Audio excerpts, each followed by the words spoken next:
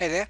Alright, we're at video number 38 and video number 22 of module 2, and this will be the last video. And this particular video we're going to talk about 4 indicators at once, just very briefly, and then I'll allow you to, at your own leisure, to try them out and see if it suits your understanding. Alright, the first one might be a little bit easier for you to understand, and this is called the relative Vigor index. Alright, so go ahead and just plonk this onto the chart, and I believe it does have values in there for some reason. Let's go to a higher time frame, maybe daily. Okay, so this is on a daily time frame, and really the general rule here is basically when this one here, well, I think they've both got different values on them. No, they may be the same. Well, this green one here actually crosses above the red, and that's the time to go long. Okay, and when it crosses below the red, it's time to go short. But again, sometimes this doesn't always ring true, because you'll get a cross here and then it'll come over here as well. So you've got to try and find a way of filtering out these possible occurrences where you could lose the trade. So what I would do to be on the safe side, let's bring this down to the 4 hours so we can find more examples. What I would do to be on the safe side, as you may remember before, that we always take buy opportunities, off of support levels, and we always take sell opportunities off of resistance levels. Alright, so when we take a look at a crossover, we really want to pay attention to the crossovers that happen or appear above the 0-0 line for a buy opportunity. Alright, to go with the bulls. So anything above the vertical scale, the 0-0 or the positive territory, we want to see the green line cross the red. Here is a green line, the red crossing the green at this particular instance. Then we want to take a look at our support and resistance levels. Alright, so well, from here, from this section here, we're more of like a bit of a resistance level here, but it wasn't kind of agreed with around about there, but that doesn't really appear until later on, so we ain't even know that's going to happen. So it does kind of really appear on the verge of a resistance level, so we could possibly get away with that. But once it does, alright, once it breaks, you want to then sort of go ahead and target the top of maybe the resistance level, or even pull the chart back a little bit. Let's take the auto scroll off. Pull the chart back a little bit and target the next previous high, which is right there. Alright, so above the vertical scale, looking for a buy trade, green goes above the red, right there. Here it is here. You might want to wait for a conservative approach for a breakout. Like for instance, we can go ahead and put in some shapes here. Let's try a rectangle, and here is a line here. So you might want to wait for a breakout of the top before approaching a buy entry. Alright, so depending on how conservative or how aggressive you want to trade. So you might want to wait here, and you can see that this is also a support line. Alright, so once it breaks the support, you can then probably attempt that long trade and put your stop loss down the bottom here, or put an imaginary stop loss down the bottom here. We are on a 4-hour time frame, so you can allow the trade to move like 200 pips in one direction at any one day. Alright, so yeah, so there is your buy trade opportunity. Go long and then basically target the next previous high. Here's one here, or you could have got in here and then got out there for 85 pips. That's completely up to you, which also rings true because over here we've got some more support, so this would favor this level to be a more precise level.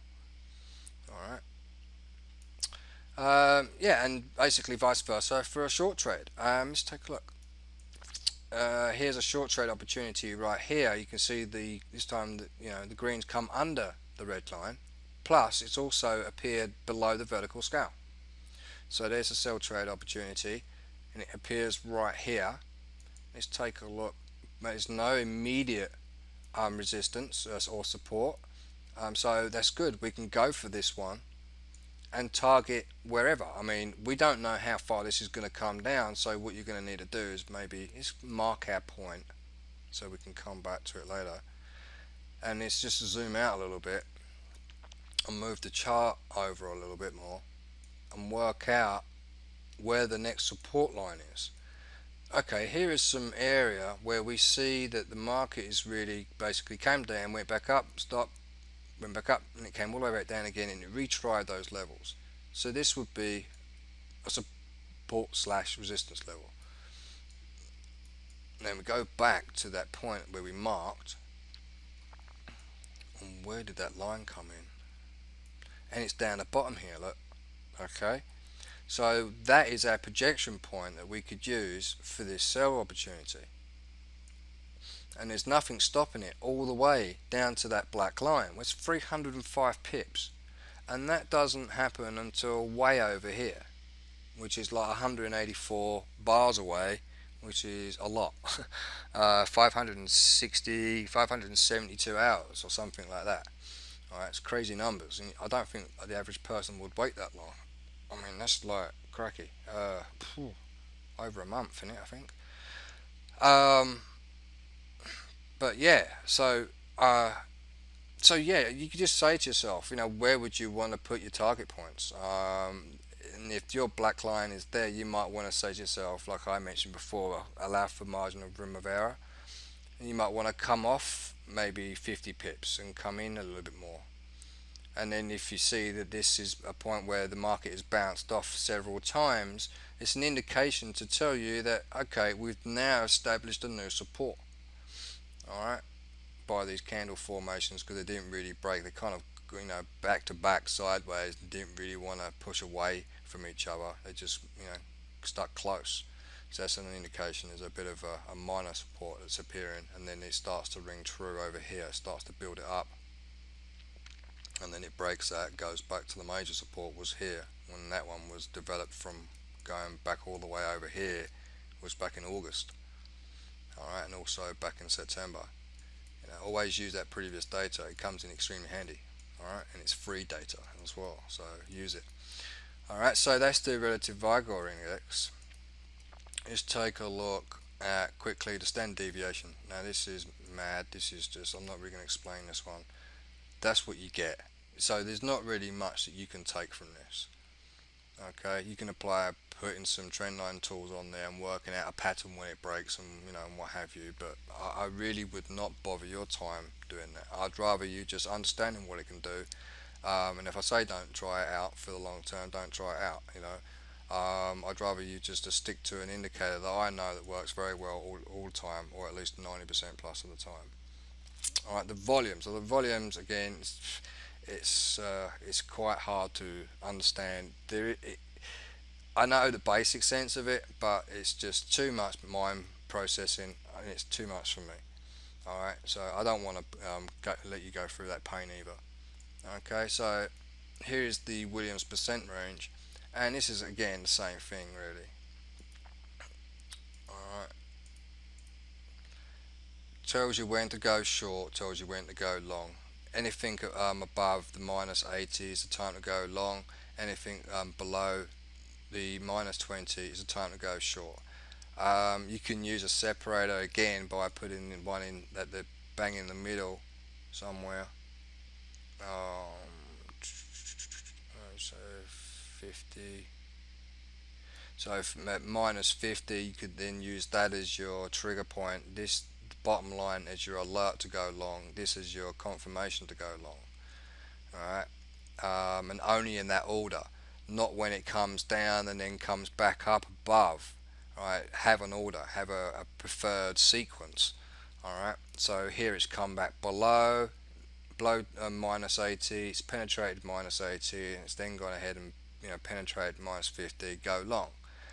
Alright, now it's come back down again. You might be a little bit skittish here, but again, 4-hour time frames, let the trades play themselves out. Alright, but again, it's a skittish kind of indicator to use, and I don't really want to mess you around with any kind of indicators that are going to mess you up. Alright, we talk about standard deviation, the volumes. Yeah, so okay, so now we're going to get into module 3. okay, in the very next video. And module 3 is going to be one where you might have to go back several times, not just 2 or 3 times, but maybe more than once, because I'm going to contain some like risk management stuff in there as well. All the nitty gritty stuff, the stuff that basically goes through my mind. Alright, okay, so congratulations, and I will see you very shortly in module 3. Bye for now.